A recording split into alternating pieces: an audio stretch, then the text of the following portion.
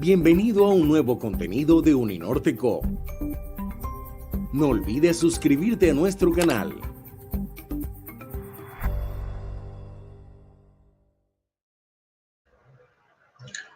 Buenos días en Colombia y América Latina. Buenas tardes para quienes nos acompañan en Europa.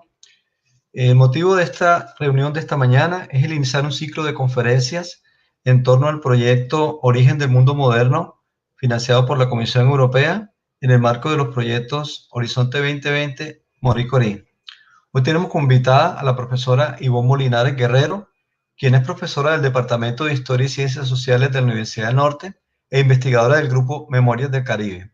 Es a su vez magíster en Educación de la Universidad Javeriana en Colombia, tiene estudios de pregrado en Psicología en la Universidad del Norte de Barranquilla, se ha desempeñado entre otros cargos como profesional especializado en el Instituto Distrital de Cultura de Barranquilla en el área de planeación y gestión de proyectos. La profesora Molinares es coinvestigadora del proyecto precisamente en mención El Caribe, Origen del Mundo Moderno, como ya mencioné, financiado por la Comisión Europea en el marco de los proyectos Horizonte 2020, Marie Curie, en el cual participan 15 universidades de Europa, América Latina y el Caribe. Es a su vez coordinadora del World Package Discovering Culture for Development del proyecto OCIDI, es un proyecto Erasmus Plus, financiado también por la Comisión Europea. Algunas de sus publicaciones versan sobre escenarios de posacuerdo en Colombia, dilemas y desafíos. Tiene unos capítulos del libro de Dictionary of Caribbean and Afro-Latin American Biographies, por ejemplo, Teresita Gómez y Candelario Obeso, y publicaciones alrededor de protesta y movilización social en Colombia a comienzos del siglo XX. Dicta asignaturas actualmente como Vida en Red y Cambio Social en el Departamento de Historia y Ciencias Sociales de la Universidad del Norte. Y su conferencia tiene como título Devenir del concepto racismo para su medición. En la medida que la profesora vaya dictando su conferencia, ustedes pueden ir enviándonos a través del chat sus preguntas y al final, por supuesto, ella responderá gustosamente ellas. Bienvenida, profesora Molinares. Bueno, muchas gracias por la invitación a partir de este proyecto Horizonte 2020, en el que estamos mirando el origen del mundo moderno a través del Caribe. Un poco el trabajo que yo realizo es un trabajo desde la psicología social, desde la comprensión de cómo formamos en nosotros nuestras percepciones respecto a los otros y respecto al mundo, y en esa medida estamos desarrollando un proyecto sobre las percepciones sociales de los jóvenes hacia el racismo, jóvenes universitarios en la región Caribe colombiana.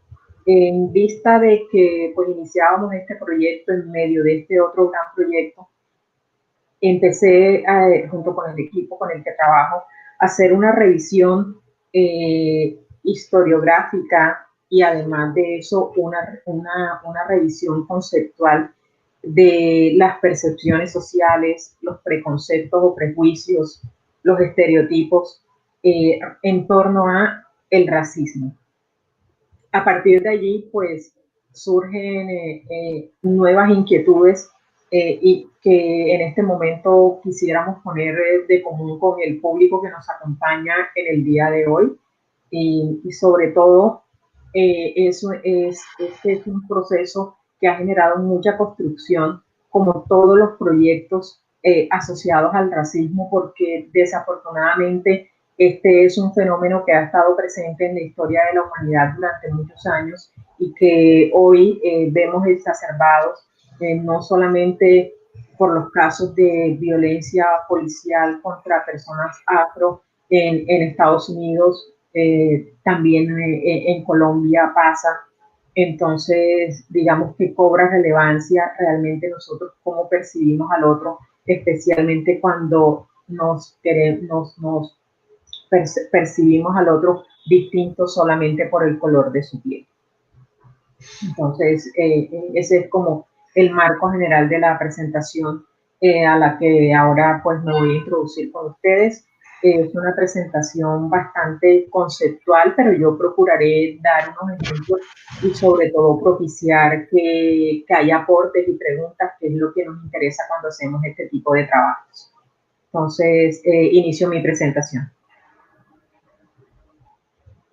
Bueno, le he dado este título de devenir del concepto de racismo para su medición, porque justamente en la medida en que los estudiosos del tema se han encontrado con el reto de cómo medir lo que es el racismo, este concepto ha ido sufriendo ajustes y ajustes que además muy interesantemente están asociados incluso a los contextos sociogeográficos donde se producen estos estudios que normalmente se dan a partir de manifestaciones exacerbadas del racismo.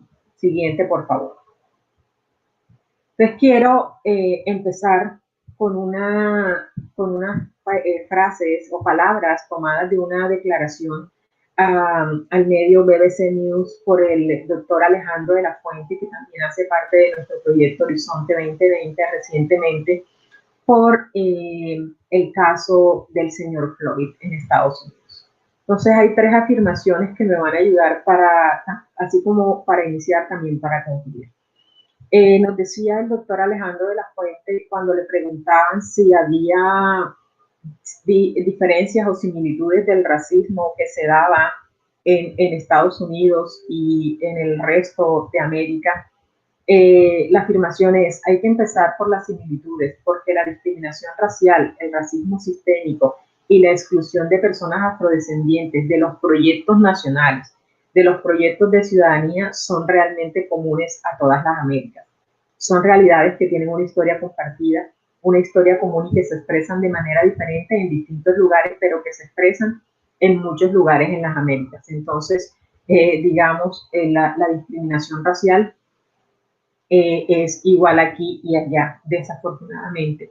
Pero resalto de aquí cuando el doctor Alejandro de la Fuente nos dice que en este tipo de racismo sistémico y de discriminación racial se excluye a las personas afrodescendientes de los proyectos nacionales y de los proyectos de ciudadanía, porque en el fondo nuestra propuesta con la investigación sobre racismo apunta a cómo desde la educación nosotros tenemos que empezar a cambiar no solo las percepciones sobre el otro, sino también a cómo se construyen estos proyectos nacionales y estos proyectos de ciudadanía donde debemos caber todos. Y esta segunda afirmación era que por qué había como una discriminación específica hacia grupos afros, y el doctor Alejandro responde también incluyendo a los grupos indígenas. Dice, hay unas asociaciones entre ciertos rasgos fenotípicos y la criminalidad que han afectado históricamente a los afrodescendientes y a los indígenas. Es decir, rasgos de la manifestación externa de nuestra genética, o sea, lo fenotípico, lo que los otros pueden ver. Y ahí mismo repunta que tanto indio como negro, son categorías de manufactura colonial que produjeron grupos racializados, subordinados e inferiores. Entonces, cuando nosotros pensamos en estos racializados, somos todos, porque de alguna manera todos se nos clasifica por el color de nuestra piel, o los otros nos identifican por el color de nuestra piel. Pero el asunto es cuando a partir de una hechura de idea de corte colonial producimos grupos que están subordinados y que son considerados inferiores, por lo tanto lejanos de la vida decisiva de la nación en sus proyectos de ciudadanía y en sus proyectos nacionales. Siguiente, por favor. Bueno, entonces yo voy a hacer una pequeña introducción con algo que yo he denominado puntos de partida. Estos puntos de partida son conceptos clásicos de la psicología social que nos van a ayudar a entender cómo es que nosotros nos vamos formando una idea del otro, cómo este otro finalmente termina teniendo una representación, pero no solamente eso, sino que lo asociamos a conductas, a estilos de vida, a comportamientos de su grupo, incluso a través de una sola persona. Nosotros a veces podemos hacernos una idea errónea de cómo se comporta su grupo, y eso aplica, digamos, no solamente para nuestra percepción sobre los afros o sobre los que son étnicamente distintos a nosotros, sino incluso sobre las cómo el otro tiene ideas políticas, cómo el otro se identifica respecto al género.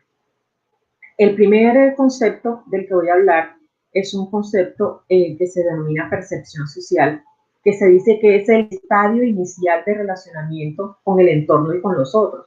Es decir, nosotros inmediatamente entramos en contacto con el entorno y con los demás, tenemos un relacionamiento, y este relacionamiento es a través de nuestros órganos de los sentidos. Cuando hacemos esto, además evaluamos, y es increíble la capacidad que tiene el cerebro de hacerlo, las intenciones de los demás a través de qué, de su conducta y de una atribución que le damos a esta conducta que se llama estilo atribucional, y es como nosotros mismos nos explicamos la conducta del otro. Entonces allí no solamente el otro se comporta, sino que nosotros lo percibimos y además de eso interpretamos de inmediato su conducta. En los seres humanos esto genera una relación que se denomina empatía. Pero en términos generales, mi percepción social del otro se asocia a qué? A su, por ejemplo, postura corporal, al gesto de su cara. Y a través de esa percepción nosotros hacemos interpretaciones. Interpretaciones que a veces pueden ser erróneas, a veces tenemos la oportunidad de comprobar si son o no verdaderas, pero a veces no, simplemente rechazamos el otro a partir de la manera como lo percibimos, cómo éste se comporta y cómo nosotros interpretamos su comportamiento. La percepción social está dentro de un concepto mucho más grande, que es lo que se denomina cognición social.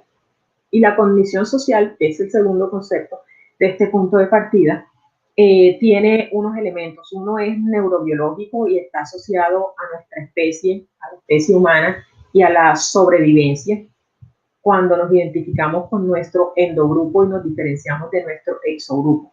Pero también la cognición social tiene procesos de tipo psicológico, o sea, ya no solo de lo que nuestro cerebro utiliza para sobrevivir, sino de interpretaciones que nosotros hacemos, y además de eso social, es decir, de ese contexto que nos acoge y de ese grupo al cual nosotros pertenecemos.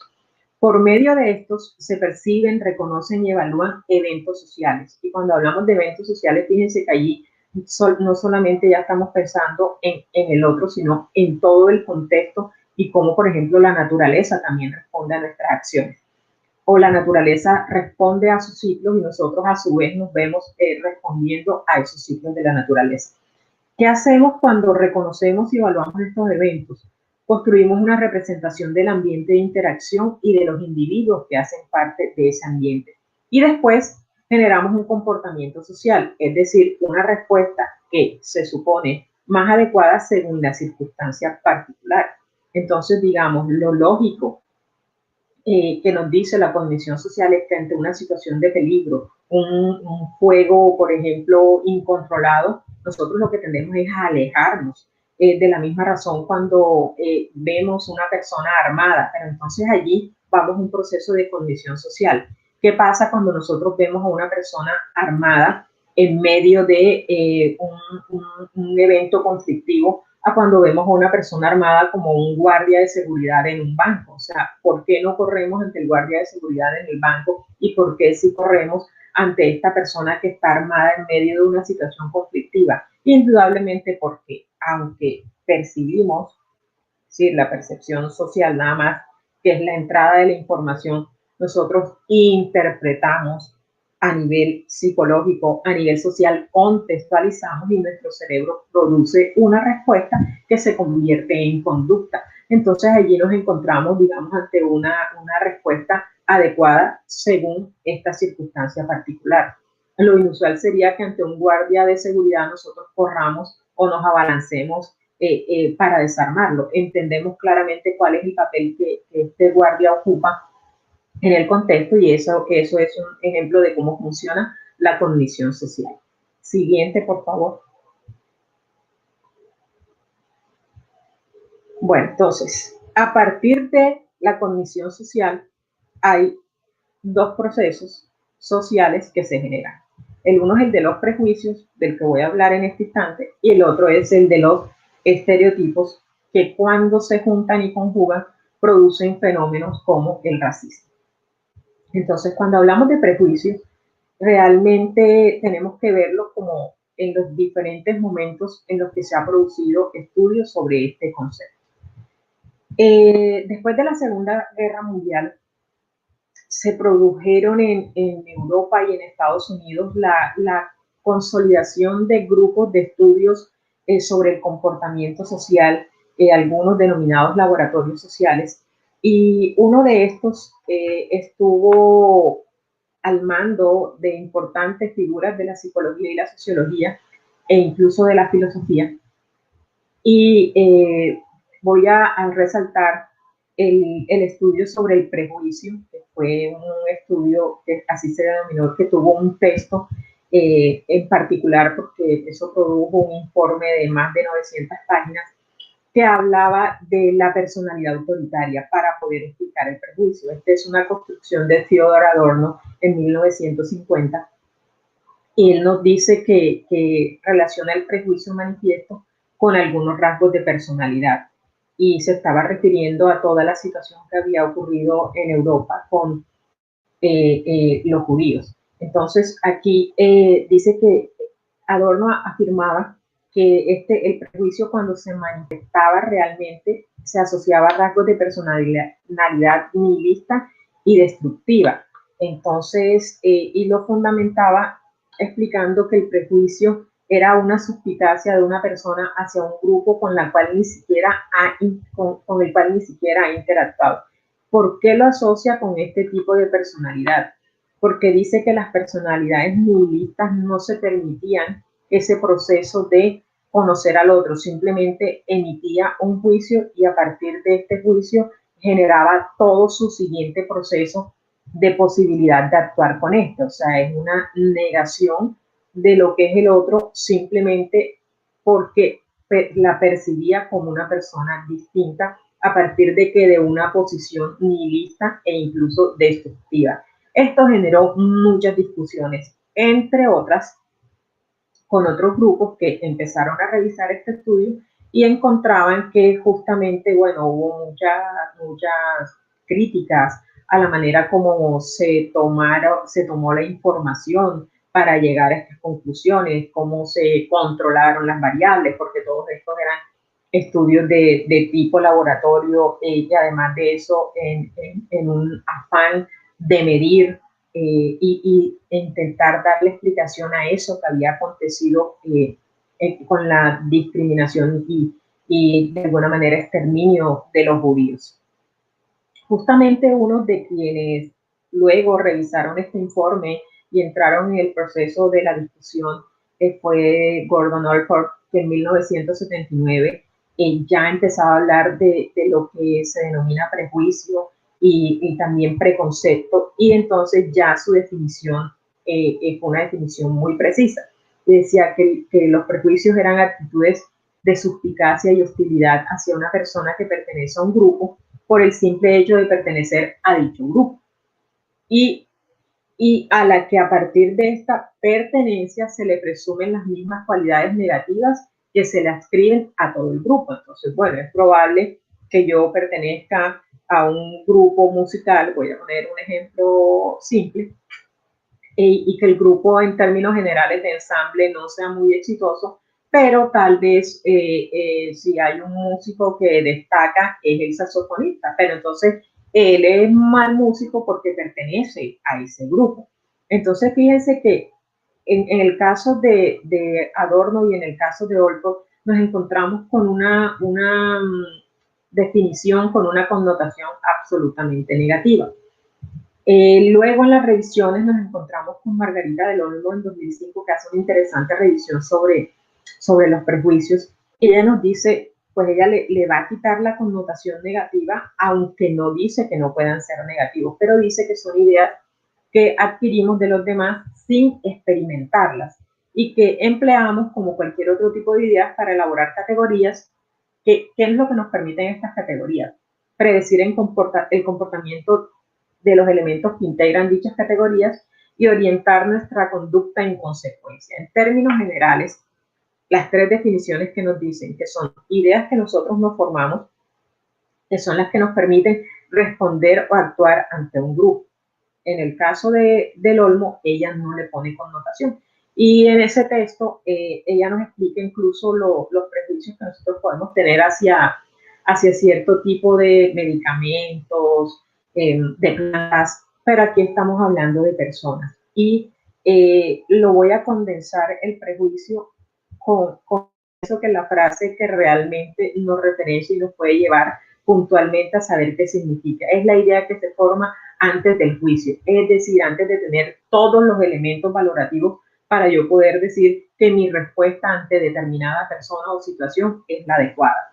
Entonces, los prejuicios, en la mayoría de los casos, lo que ha demostrado la investigación es que son aprendidos.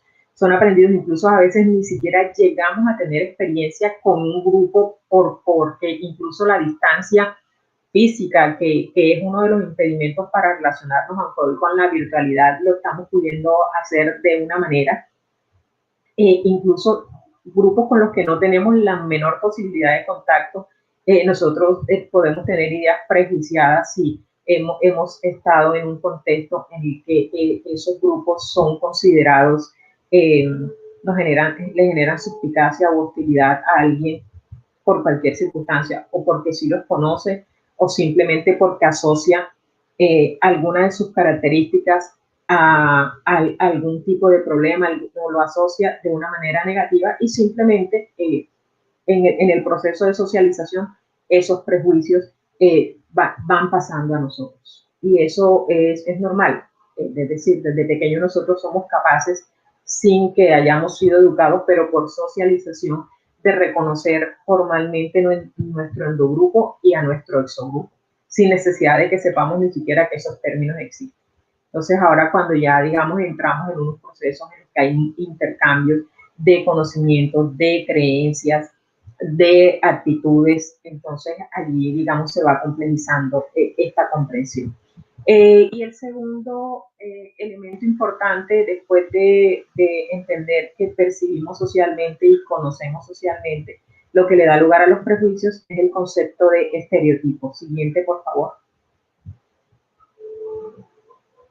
Este concepto de estereotipo, también vamos a tomar 3 definiciones comparativas como para poder llegar a la gran conclusión, que es muy diciente, que ya en 1922 Lippmann nos lo haya dado de la manera más simple, pero vamos a mirar todos sus componentes. Entonces vamos a mirar una definición de Tafel, que es un estudioso del comportamiento social. Él nos dice que los estereotipos son necesidades individuales de organización del medio. O sea, todos nosotros, vean, desde pequeños a nosotros nos enseñan a categorizar. Y ese es un ejercicio básico de conocimiento matemático, pero que, aunque es del conocimiento matemático, lo que nos ayuda es a relacionarnos con el mundo. Entonces, Tafel dice que los estereotipos son necesidades individuales de organización del medio, con la función de comprender los acontecimientos para justificar los comportamientos frente a otro grupo. Y esta justificación es de tipo social. O sea, el estereotipo siempre se refiere a un colectivo y, entre otras cosas, es referenciado por otro colectivo.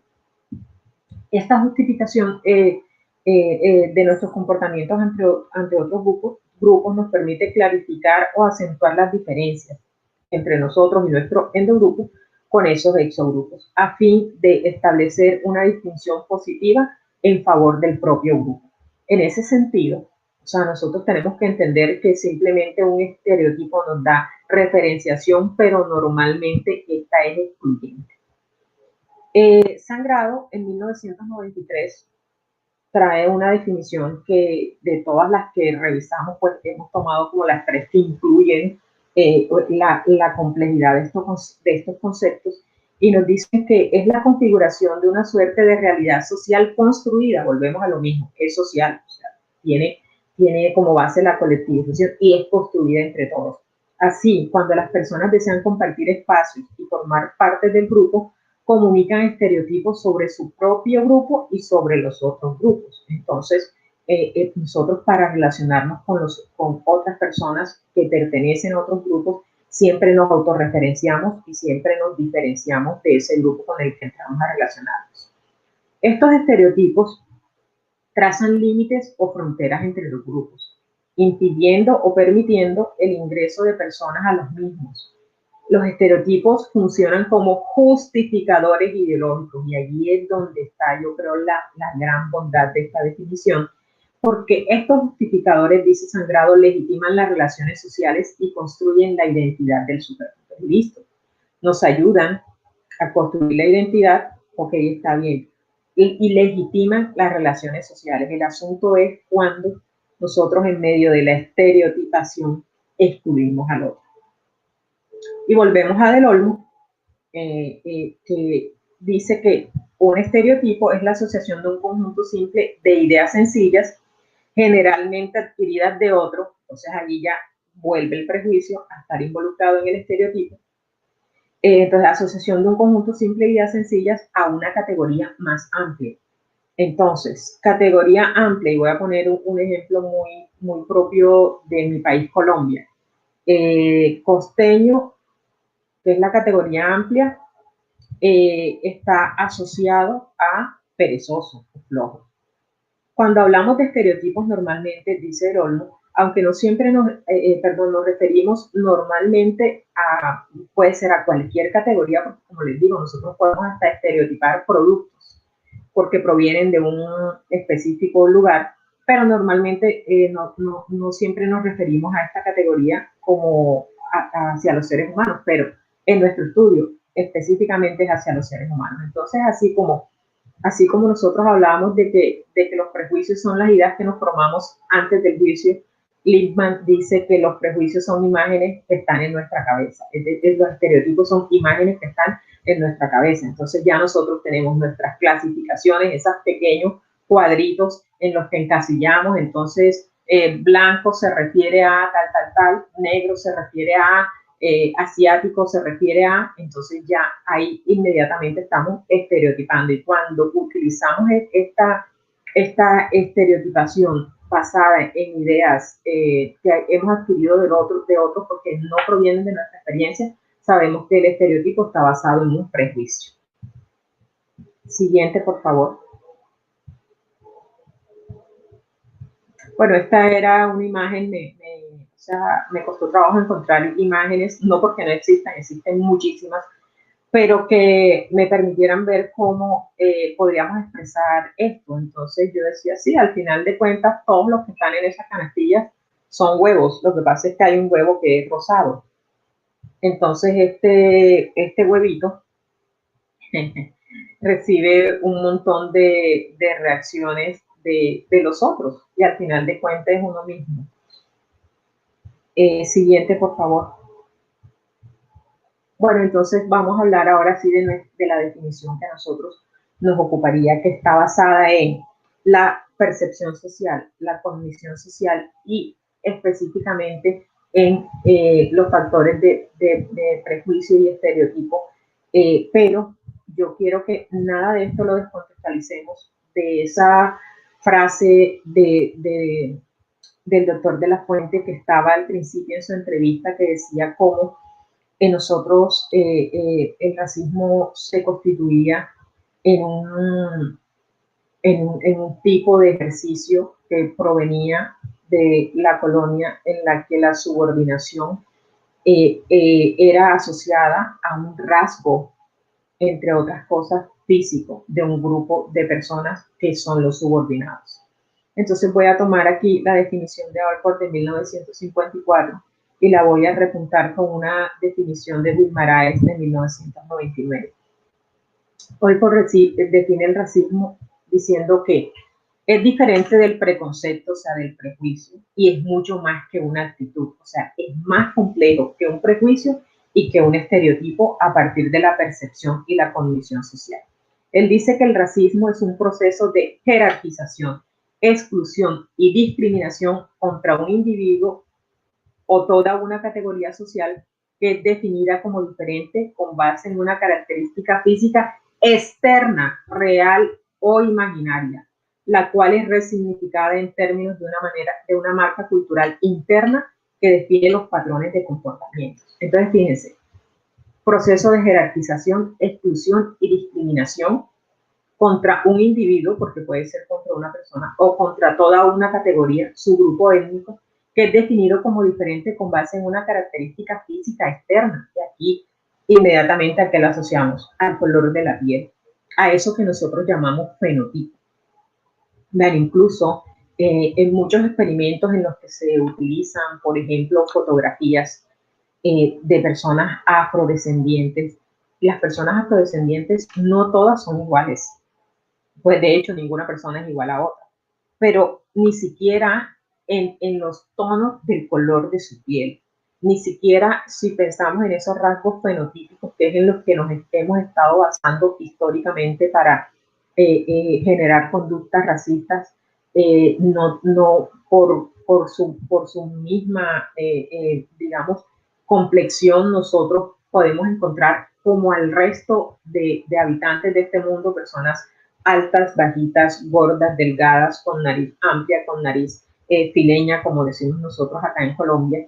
Entonces, nos basamos en una característica física externa que cuando la resignificamos, define nuestros patrones de comportamiento. Entonces, es increíble cómo algo que es meramente externo puede definir cómo nos comportamos ante otra persona, y en el caso del racismo, hacia las personas afrodescendientes, replicamos ese patrón colonial de jerarquización, exclusión y discriminación, y establecemos que hay una clase o grupo social que debe estar subordinado a otro solamente porque su color de piel es distinto.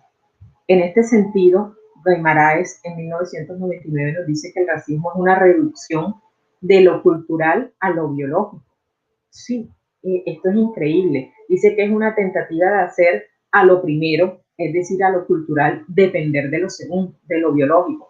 Cuando al final de cuentas, si nosotros realmente comprendemos que como especie somos una sola, dado que nuestro ADN y nuestra cadena de ADN está compuesta por lo mismo, entonces el racismo fundamentado, como nosotros lo estamos percibiendo, no tendría ningún sentido, pero somos tan capaces de coger y negar toda la investigación científica que desde lo biológico nos muestra que somos una sola especie, y hacemos una reducción de esa diferencia cultural a un elemento que no lo justifica, porque está demostrado que no, que nuestro ADN para toda la especie humana es el mismo.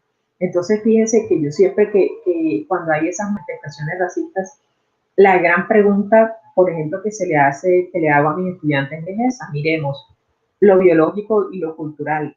Y entonces allí por lo menos hay un primer momento para pensar realmente por qué el racismo no debía tener lugar desde esta explicación científica, y cómo ha podido cabalgar desde los distintos colonialismos, definiendo a un grupo como subordinado.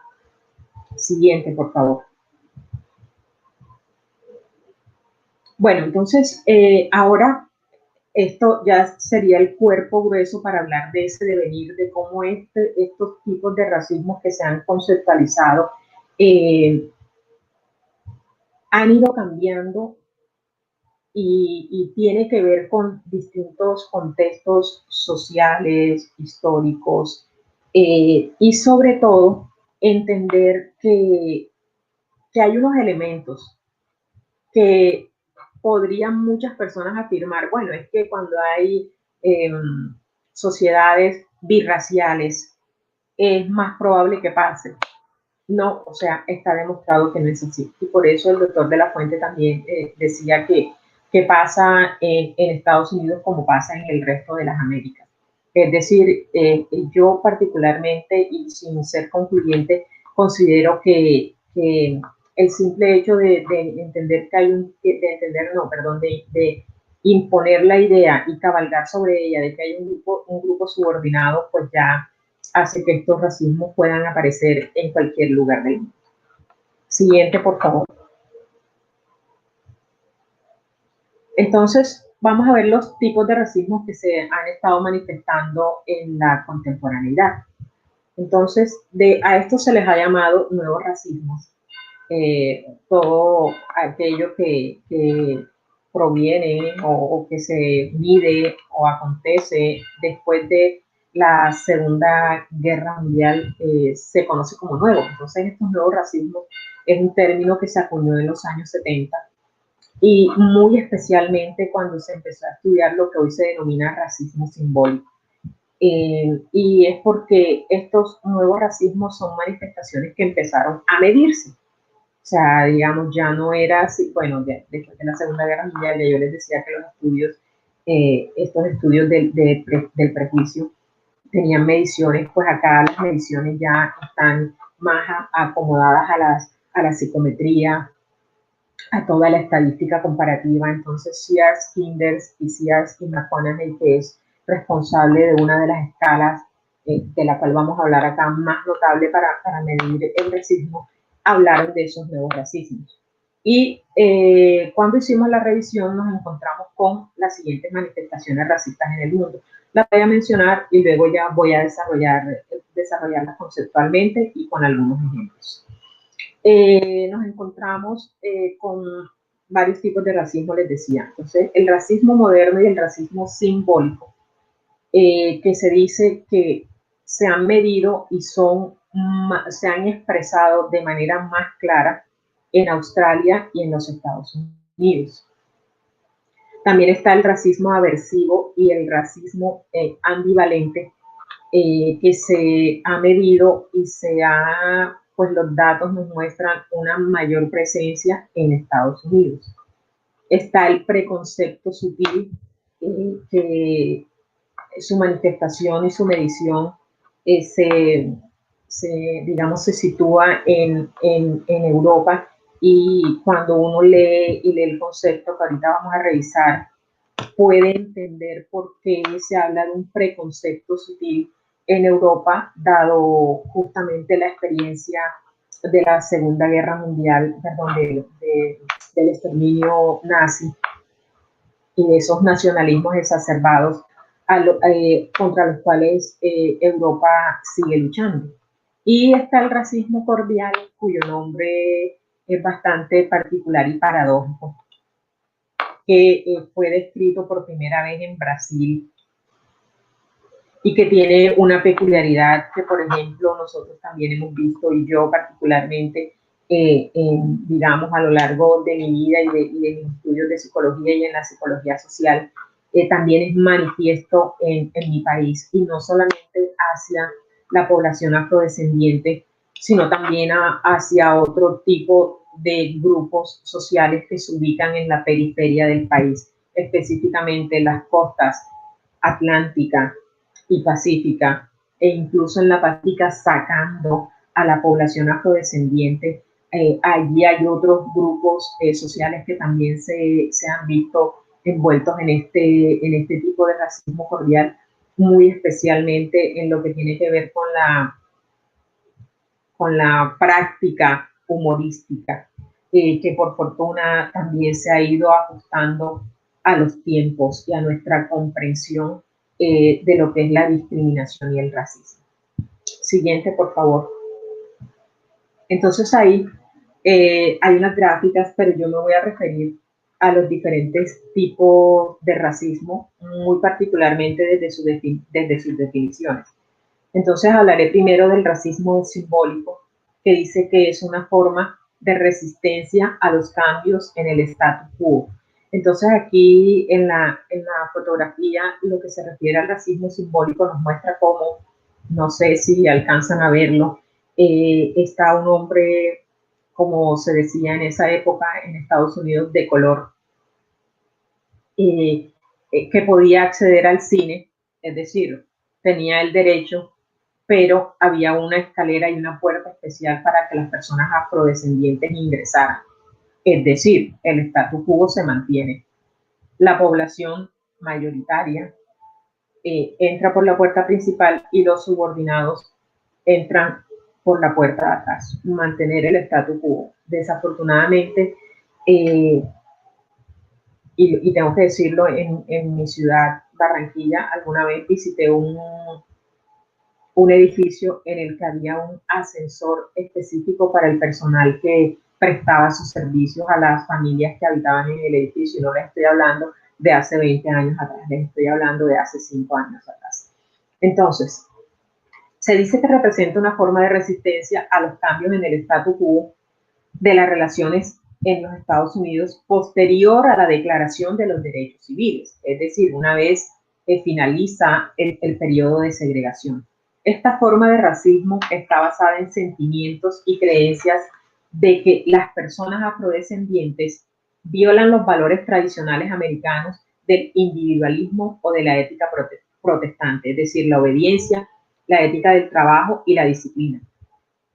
Para Kinder y Sears, ellos dicen que cuando se empezó a mirar la escala de racismo simbólico que construyeron, ya no se usa mucho, esta escala presuponía que había una abstracción moral y normalmente en qué enfatizaba la escala, en sentimientos y creencias adquiridas a lo largo de la socialización, es decir, de nuestros procesos de relacionamiento con el otro y no a través de la competencia directa con las personas afro. Pero ahí ya habría que aclarar que en el periodo segregacionista habían espacios exclusivos para personas blancas y habían espacios exclusivos para personas afrodescendientes. Es más, estaban marcados y había lugares a los que no podían incluso acceder. Escuelas, baños públicos. Luego tenemos el racismo aversivo, que está en la imagen de la revista que vemos en nuestra pantalla del lado derecho, en la que dice no soy racista, pero, por ejemplo, si tanto te importan los inmigrantes, ¿por qué no te los llevas a tu casa? Entonces, este racismo es definido por Gardner y Dovidio como un racismo en el que existen individuos que se distinguen por la fuerza con que adoptan los valores de igualitarismo e intentan presentarse como personas igualitarias sin preconcepto social. Se dice que estos son los racistas aversivos, los que tienen, o dicho de mejor manera, parecen tener aversión hacia el racismo y que poseen fuertes valores humanitarios. Sin embargo, en ellos hay una ambivalencia particular y tienen un conflicto que está dado por el elemento actitudinal de la percepción social, que tiene tres componentes. Cuando dos de estos no tienen la misma línea, no son acordes, se produce algo que se llama disonancia cognitiva. Entonces se dice que son creencias asociadas a valores igualitarios, pero a la vez a tener sentimientos negativos hacia ese que estamos representando, como por el cual podemos sentir algún tipo de sentimiento positivo, pero sin embargo que se quede lejos. Entonces, por eso recibió la denominación de aversivo. Y muy especialmente ha sido identificada este sentimiento hacia personas de la población afrodescendiente. Tenemos el racismo ambivalente, muy aceptado socialmente, en el cual los efectos de ambivalencia se expresan a través de los sentimientos y además de eso, de nuestras acciones. Lima y Bala en 2004 dicen que este tipo de racismo nos permite una doble percepción. La primera es que las personas afro actúan contrariamente a los valores democráticos y muy especialmente en Estados Unidos, pero que al mismo tiempo están en desventaja con relación a los blancos en su situación como ciudadanos del país norteamericano. Entonces, esta ambivalencia nos lleva a encontrar personas que tienen dos tipos de actitudes, las actitudes en pro de las personas afro y las personas que tienen actitudes en contra de las personas afro. Entonces, pueden convivir esas dos actitudes y aunque generen esa disonancia cognitiva, se mantiene entre los sentimientos de exclusión o cualquier acción negativa desde el sentimiento, el conocimiento y la acción, pero también en algunos casos pueden presentar sentimientos de piedad y simpatía. Entonces, recientemente hubo una discusión en este país, en Colombia, porque una persona que vio a través de las redes el trabajo de alguien que hacía un trabajo específico que tenía que ver con manicure, y le pareció que era un trabajo muy bien hecho y pues que le gustaba, contacta a la persona que está mostrando su trabajo a través de las redes Y cuando habla con la persona y ve la foto que tiene en el perfil, le pregunta que si esa es ella o que sí, si ese es su perfil. Y al final le dice, ah, lo lamento, su trabajo es está muy bien hecho y muy bonito, por decirlo de alguna manera, pero yo no dejo entrar a personas, comillas, negras a mi casa. Pues en Colombia sí usamos el término negro, no de manera efectiva, pero yo sé que en los estudios sobre raza, racialización, discriminación, en algunos contextos es un término que está penalizado. Entonces aquí vemos al señor que lo dice, lo siento, a mis clientes no les gusta el color de su corbata. Entonces es un poco esa ambivalencia en la que nosotros nos movemos. Y una que yo les decía que es el preconcepto sutil, que está específicamente identificado en los países europeos que colonizaron, pero que a la vez luego sufrieron los rigores de la guerra. Este preconcepto es realmente estudiado en Europa y su grupo objetivo normalmente tiende hacia las minorías culturales, no específicamente hacia población afro.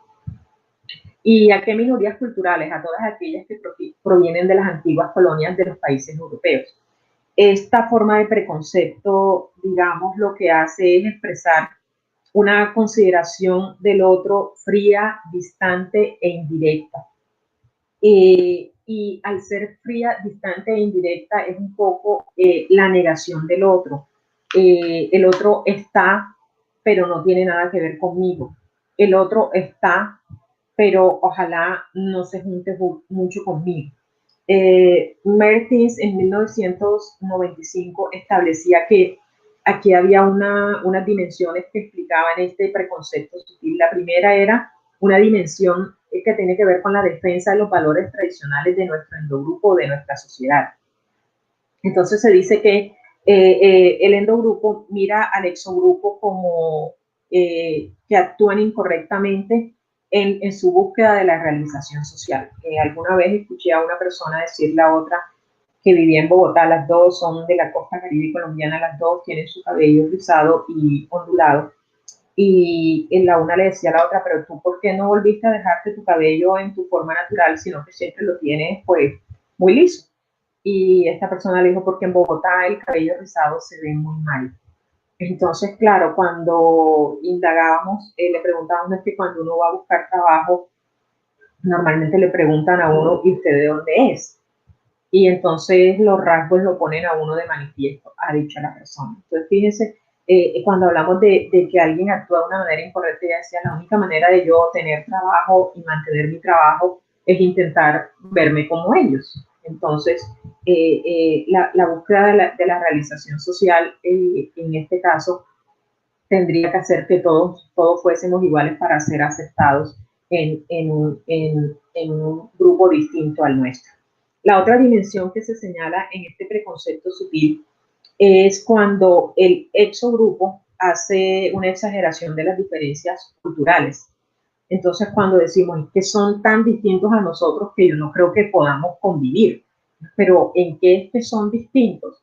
Es que son más ruidosos, es que es probable que sean no tan limpios. Todo ese tipo de manifestaciones se dan en este preconcepto sutil. Y una última dimensión de este preconcepto sutil es la negación de emociones positivas, es decir, el rechazo a expresiones de simpatía y admiración con los miembros del exogrupo. Entonces, como aunque veamos los logros de ese que es distinto a mí, lo callamos porque consideramos que como ese no se parece a mí, entre otras cosas, estaría rompiendo los valores tradicionales de mi sociedad, entonces ni lo halago ni lo reconozco. Y finalmente, siguiente, por favor, vamos a hablar de los dos tipos de racismo que han hecho parte de nuestro estudio, del que estamos haciendo con jóvenes universitarios, que son el racismo moderno y el racismo cordial. Entonces, el racismo moderno nació el concepto de una necesidad empírica de medición del racismo en un grupo particular específico. ¿Y cuál era la necesidad? Medir las actitudes raciales públicas de los individuos cuando las normas sociales inhiben la expresión abierta del racismo. Entonces, ya ahorita que veamos, para finalizar, los problemas de este tipo de mediciones, van a entender a qué se refiere.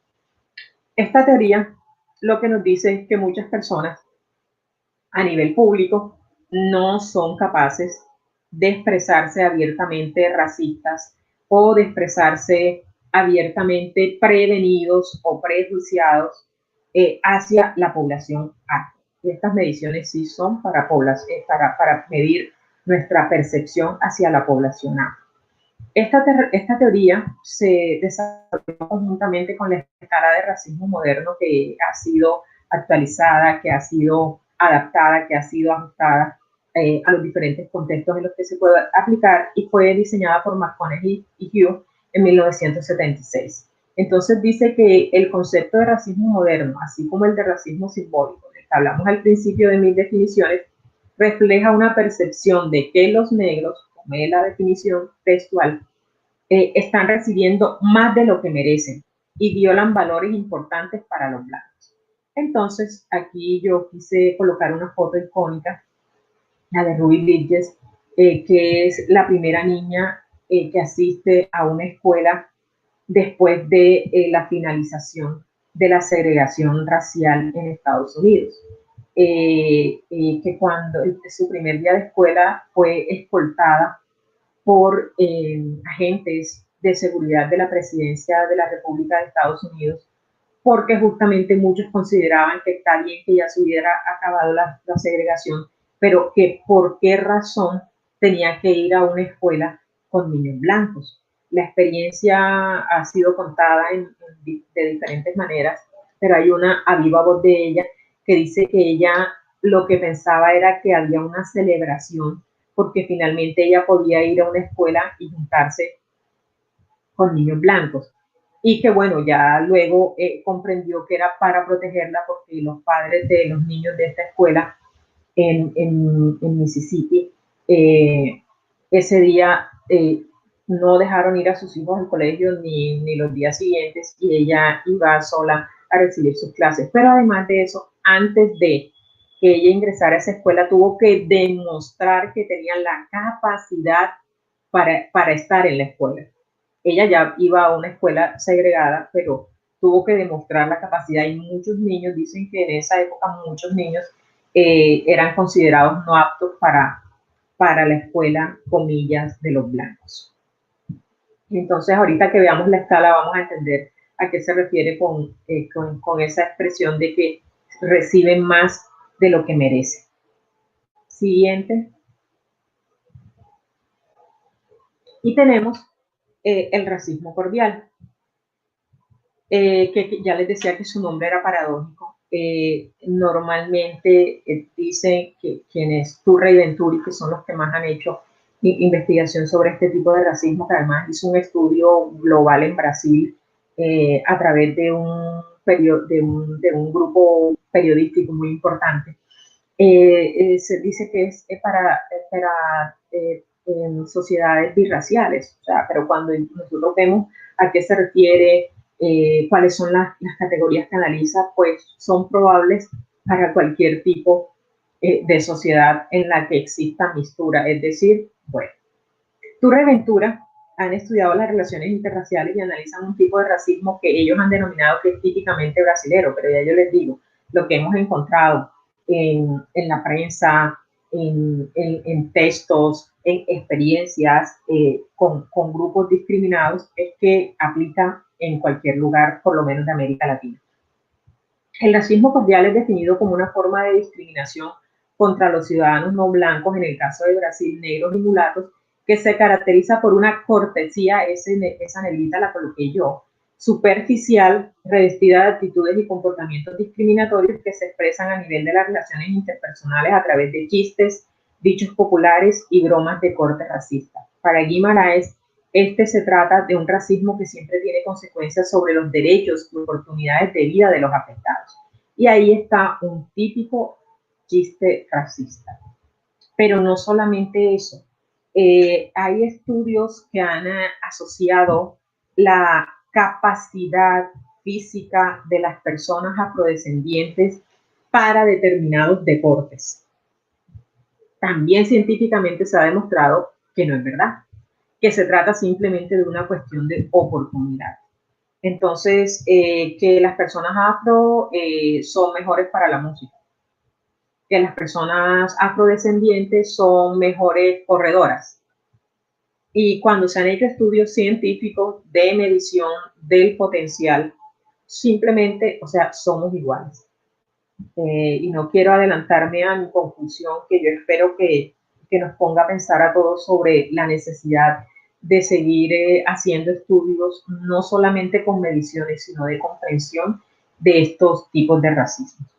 Entonces nosotros estamos utilizando la escala de racismo moderno y la escala de racismo cordial, que en un país como el nuestro, en Colombia, que digamos que hay una legislación bastante clara, no fuerte, sobre el tema de la discriminación y sobre el tema de la inclusión y la oportunidad hacia los grupos afros que han estado subordinados en la historia de la construcción de nuestro proyecto de nación.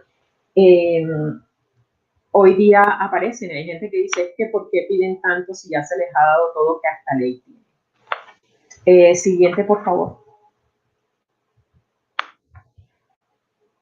Entonces, ¿cómo se ha medido el racismo? Vamos a mirar para poder hacer nuestra conclusión. Siguiente. Gracias. Entonces, uno de los ejercicios más conocidos que era de corte cualitativo fue realizado en los años 40, después de que finaliza la segregación, por la pareja de Kenneth y Mamie Clark. Y ellos lo que querían explicar, porque lo entendían, era la autopercepción de los niños negros, y muy específicamente su trabajo fue tomado como base para el caso de la Corte de Brown en contra de la Junta de Educación, para mirar la necesidad de trabajar desde la educación los efectos que había tenido la segregación racial en Estados Unidos. Entonces, estas dos, por eso se llama el test de los muñecos o el doll, de las muñecas o el doll test. Kennedy y Mamie Clark utilizaron dos muñecos tal cual ustedes están viendo. Este es una réplica de estos que se encuentra actualmente en el museo, en uno de los museos, el Museo Nacional Smithsonian de la Historia y la Cultura Afroamericana. Y eran dos muñecos así en pañales, niños, y los niños afro eran sentados y se les presentaba uno u otro y se les hacían las mismas preguntas. ¿Cuál niño te parece bueno? ¿Cuál niño te parece malo? ¿Cuál niño representa más a un niño blanco? ¿Con cuál niño jugarías? Dicen que estas experiencias incluso llegaron a afectar emocionalmente a los Clark por el tipo de reacciones que encontraban en los niños afro respecto a su, digamos, reconocimiento de todo lo que se podría llamar características agradables solamente hacia la muñeca blanca.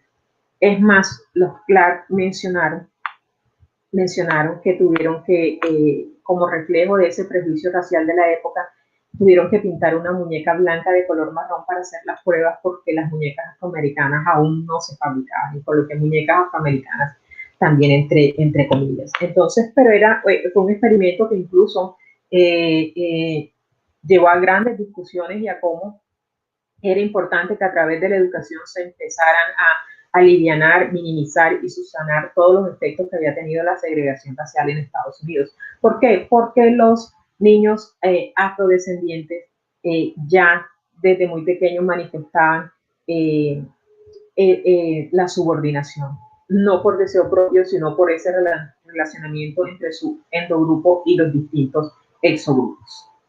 Siguiente. Bueno, este es el test de asociación implícita, que es un test administrado por el Project Implicit de la Universidad de Harvard, que está vigente.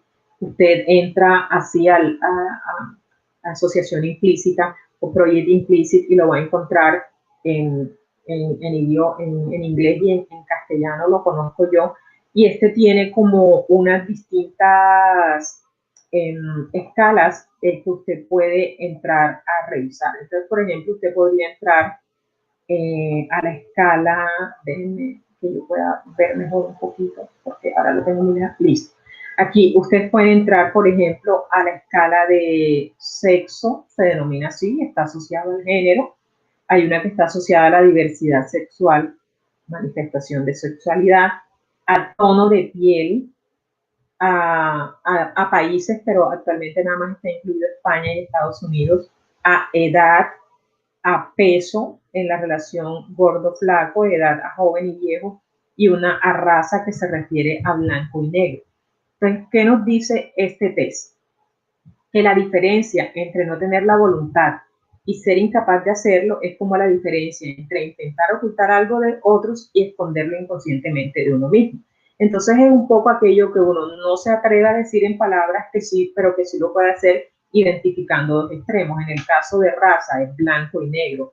Este test hace posible escudriñar esas dos categorías de la asociación implícita. Es decir, la de la voluntad de poder manifestar lo que yo pienso, siento y cómo actúo, y además de mi capacidad de hacerlo siempre y cuando no tenga que hacerlo de manera explícita diciendo que pienso que los negros son mejores o peores o los blancos son mejores o peores en determinadas circunstancias. Este test mide actitudes y creencias implícitas de personas que no pueden informar por falta de voluntad o capacidad. Es muy difícil realmente cuando uno hace este test, las asociaciones son bastante complejas, por lo tanto, eso es lo que le da la validez al test en cuanto a los reconocimientos. Si ustedes entran a revisar el test, ahí les va a decir que, por ejemplo, en raza, la tendencia mayor en cuanto a lo positivo es una tendencia hacia justamente las personas. Se dice que los resultados indican mayormente una preferencia automática por los blancos, cuando se refiere a raza, cuando se refiere a tono de piel, dice, normalmente este TAI, como es su sigla, muestra en los participantes preferencias por personas de piel blanca sobre personas de piel oscura. Cuando es sobre diversidad sexual, a menudo se revela una preferencia automática por personas heterosexuales. Entonces allí seguimos viendo esa relación de grupos mayoritarios y grupos subordinados que se ha dado a lo largo de la historia. Siguiente, por favor. Estos son los dos tests que a nosotros nos ocupan. El test de racismo o escala de racismo moderno de McConaughey, Hardy y Beetz en el año 1981 lo definieron, tiene 8 ítems. Y acuérdense que el racismo moderno era cuando se consideraba que una persona afro ya tenía suficiente y no podía pedir más. Entonces voy a leer solo la primera afirmación. En los últimos años, las personas negras consiguieron más de lo que merecen económicamente. Y voy a leer la última. Las personas negras deben estar solo donde otras personas los quieran y acepten. Entonces, un poco, ya tienen derecho, no pidan más. Siguiente. Y la escala de racismo cordial, que ya también dijimos, esta escala fue definida por Datafolha en Brasil y se hizo un gran estudio con ella. Tiene 12 ítems que, bueno, nosotros ajustamos para el caso de Colombia. Y está asociada con un montón de cosas que nosotros en nuestras sociedades hemos aceptado durante muchos años. Y la primera afirmación así lo determina: una persona negra buena es un negro de alma blanca. Entonces son todo este tipo de chistes y de comillas cordialidades hacia alguien negro. Por ejemplo, las personas negras cuando no se equivocan a la entrada se equivocan a la salida. O aprobaría que un hijo o hija mía se casara con una persona negra. Entonces es un poco como esa manera de una aceptación, pero una aceptación de manera cordial, por eso el término, para justificar una acción discriminante hacia una persona o grupo. Todas estas mediciones, siguiente por favor, tienen una particularidad, y es que generan problemas, porque aceptar lo que no es políticamente correcto no es fácil para los seres humanos. Entonces, este problema tiene un nombre cuando hablamos de mediciones. Siguiente, por favor. ¿Qué es la deseabilidad social? ¿Qué es la deseabilidad social? Es un sesgo de gran efecto en el deterioro de la calidad de una encuesta. Todos estos instrumentos de los que hemos hablado, los dos últimos con los cuales nosotros estamos trabajando, incluso se dice, bueno, también está claro que ese sesgo existe cuando trabajamos con otro tipo de instrumentos. Digamos que deteriora la calidad de la encuesta porque tiene un carácter sistemático que es más que aleatorio. Es por ese temor a no ser políticamente correcto. Comúnmente se vincula al aumento de errores de medición porque el encuestado no acaba admitiendo su implicación en conductas, actitudes u opiniones que percibe como socialmente indeseables. Entonces, nosotros sabemos que el racismo es inadecuado, pero las personas racistas muy pocas veces en espacios de evaluación lo van a manifestar.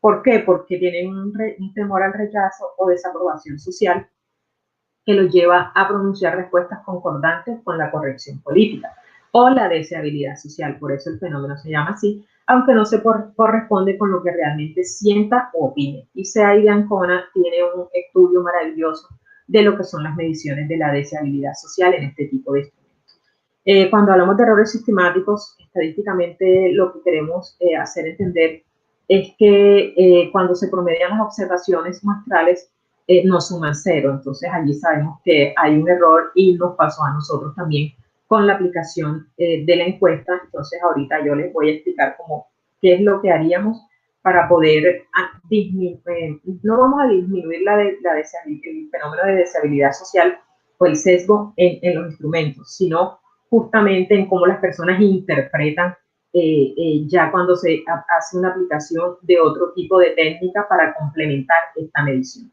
Siguiente, por favor. Este dato es importante. La deseabilidad social está muy asociada a la privacidad. En un estudio concreto de racismo de Kaizen en 1998, él concluyó que tras comparar 3 condiciones de privacidad diferentes en la aplicación de la encuesta, que eran la encuesta cara a cara convencional, yo te pregunto, tú me contestas, la cara a cara con hojas de respuesta autorrellenadas, o sea, yo estoy allí, te doy la instrucción, tú rellenas tu encuesta, tú me entregas tu encuesta, y la encuesta por correo, se demostró que el sesgo de deseabilidad social es menor en el segundo tipo, o sea, la cara a cara con hoja de respuesta, ¿verdad? No me está respondiendo a mí, está respondiendo en una hoja. Y la gente diría, pero ¿por qué, por ejemplo, la encuesta por correo también tiene ese sesgo de deseabilidad social?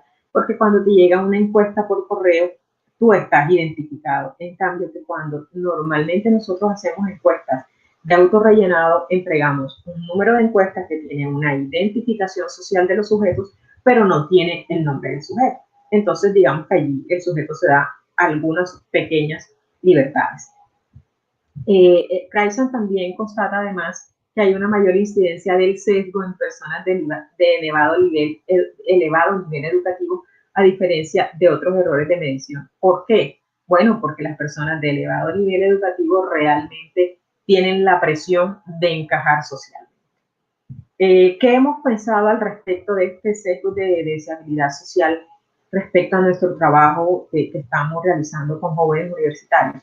Pues que vamos a complementar esta información con la focalización de algunos de los temas que aparecen en la encuesta, y que cuando nosotros hacemos el análisis estadístico sabemos que para ese ítem hubo mayor sesgo de deseabilidad social.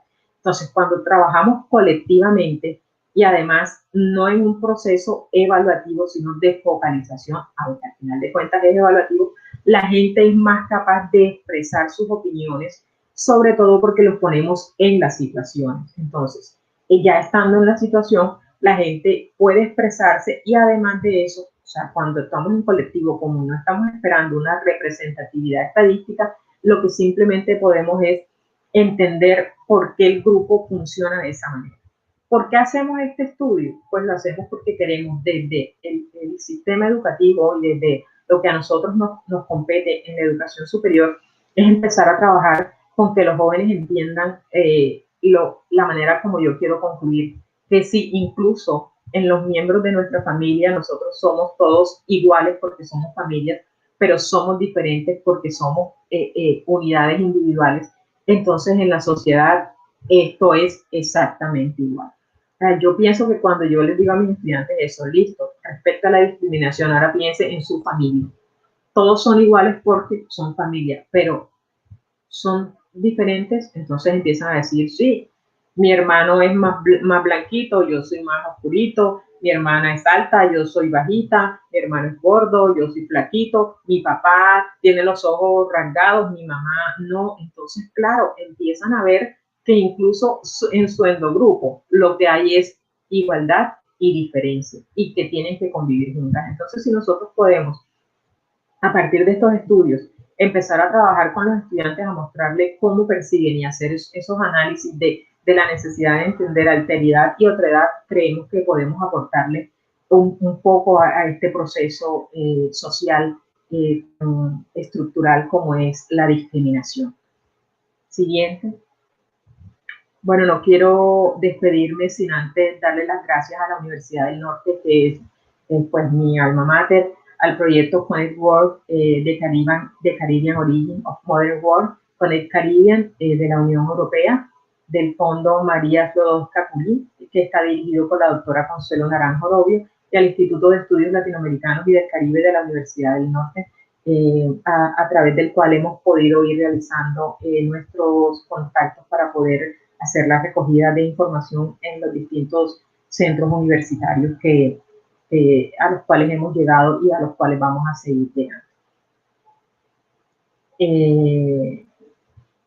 Bueno, esa es mi intervención, entonces quisiera ver las preguntas. Entonces aquí tengo una. Okay. Muchas gracias, profesora Ivonne, por tan interesante intervención. Y demos entonces cabida ahora a las preguntas sobre el tema, que por cierto nos muestra dimensiones muy específicas. Cuando se habla de racismo se habla de manera muy genérica, pero ya con su exposición hemos visto los detalles y las complejidades del tema del racismo, que por cierto hoy nos preocupa a toda la sociedad global.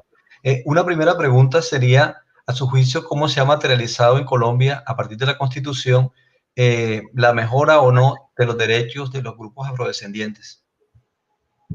Bueno, yo soy una admiradora de la Constitución del 91, de su proceso de construcción, y realmente, digamos, como marco, yo considero particularmente que esta Constitución sí es garante de los derechos de los grupos afrodescendientes. El asunto es que ustedes saben que la Constitución, digamos, es el marco. Legislación existe, es más, en Colombia hay leyes contra la discriminación y ya se empieza a revisar los castigos penales por delitos de odio. Sin embargo, hace falta mucho, y yo creo que nuestra Constitución, una de las debilidades que tiene es que los ciudadanos no la hemos apropiado suficientemente. Entonces, en ese sentido, la materialización, sí están las leyes, sí están diferentes rutas que se han ido construyendo para que los grupos afrodescendientes tengan estos derechos, pero nosotros hemos hecho poco como ciudadanos, incluso el simple hecho del lenguaje, el uso del lenguaje, el de hablar de los grupos afros que son descendientes de esclavos, no eran esclavos porque ellos no nacieron esclavos, fueron esclavizados, fue una condición adicional. El simple hecho de cambiar el lenguaje, que eso, ¿cómo lo tenemos que hacer? Lo tenemos que hacer es a través, el mayor, digamos, espacio que nosotros tenemos es la educación, pero también hay muchísimos otros espacios a través de los cuales podríamos hacerlo, Y yo creo que desde nuestros legisladores, lo cual, bueno, es complejo en un país que hoy se encuentra, porque lleva los últimos 15 años en una polarización tremenda. Entonces yo creo que materializarse en leyes, materializarse en reglamentación, pero en la acción yo particularmente pienso que falta y que son discusiones que tenemos que seguir dando.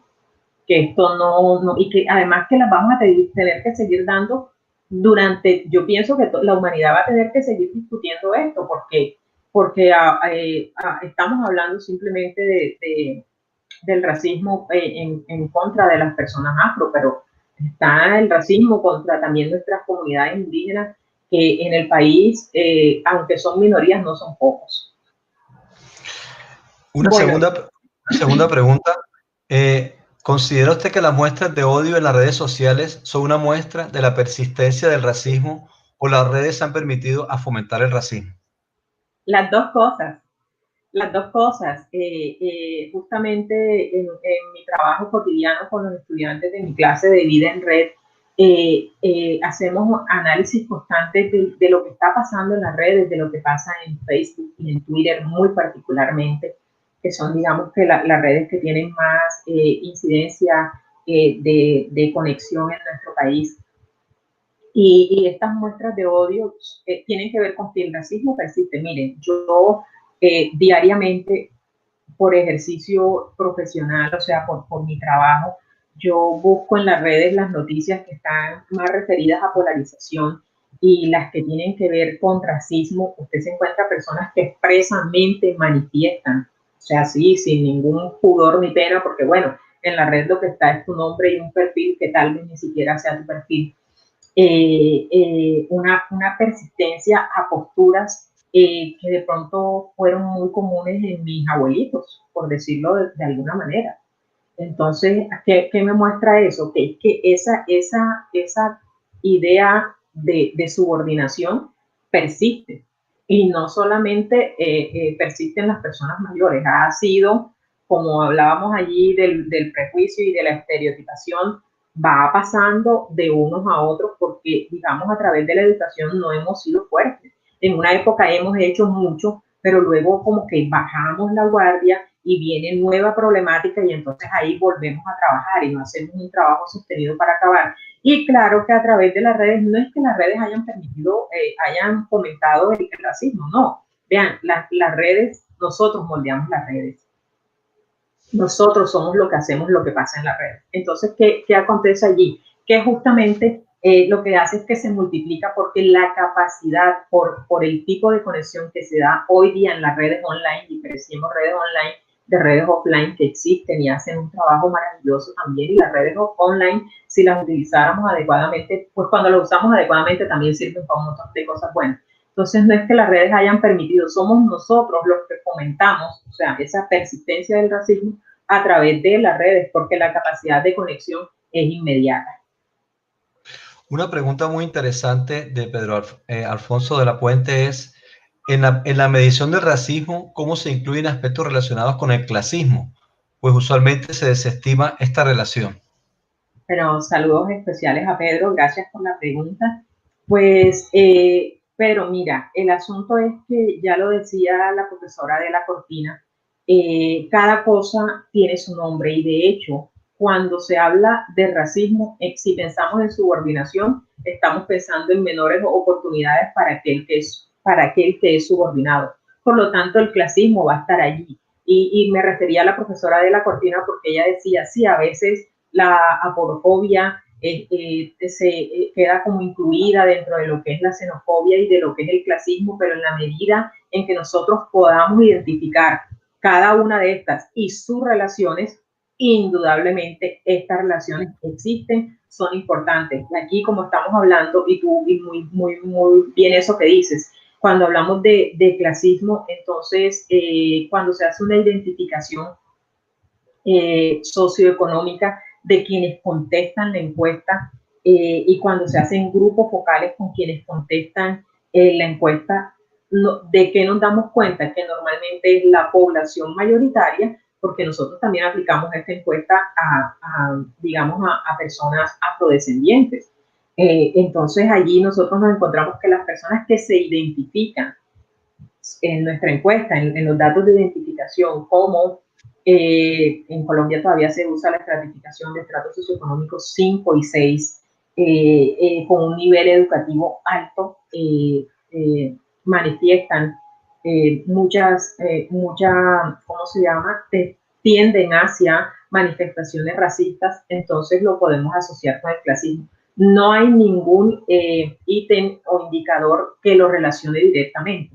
Tendríamos que ver si seguimos haciendo crecer el estudio y poder relacionar uno con el otro, pero sabemos que sí existe la relación porque partimos de que es un concepto en el que hay un grupo subordinado. Hay otra pregunta tal vez un tanto amplia sobre los principales resultados de estudios sobre racismo cordial en Brasil. Bueno, reafirmaron lo que Turra y Ventura y lo que Datafola habían empezado a poner en evidencia. Que al final de cuentas, no, pero no, aquí no somos racistas. Sin embargo, la mayoría de los chistes sobre pobreza, sobre falta de inteligencia cognitiva, sobre digamos, ridiculización, están asociados a la población afro. Entonces se demostró y la gente además considera que no está mal, que como quien dice, es lo habitual que acontezca. Es más, se asociaba también como la población afrodescendiente era más divertida, voy a utilizar una expresión coloquial, gozona de la vida por esa característica física que es el color de la piel. Entonces, los principales resultados, y yo creo que este estudio ya luego no se volvió a hacer y ahora me imagino que menos, lo que mostraron es un Brasil racista cordial, donde la gran mayoría de los chistes están referidos a la población afrodescendiente. Profesora, tal vez una de las últimas preguntas. ¿Qué viene ahora dentro del proyecto Connect World, el Caribe Origen del Mundo Moderno, en cuanto a su trabajo?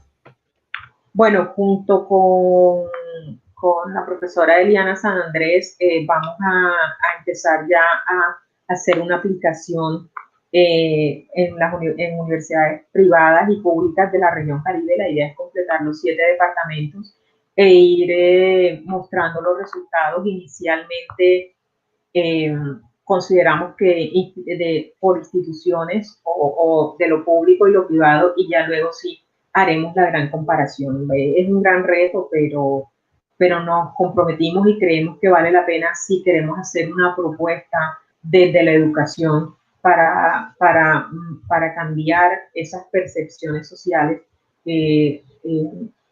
racializadas. Bueno, yo no me gusta usarla porque es que racializados estamos todos racistas, vamos a decirla con las palabras en las que aparezcan, y en los que no aparezcan también, porque entonces allí tendremos que reforzar a ese grupo social para que sea multiplicador, ¿no? Es una aspiración. Realmente la investigación, sus resultados siempre son una aspiración. Una última pregunta, profesora, para no excedernos en el tiempo. ¿Por qué pareciera que hay como un despertar de los movimientos sociales y los movimientos antirracistas en el mundo? Es decir, Estados Unidos, Colombia, Europa. ¿O es una percepción?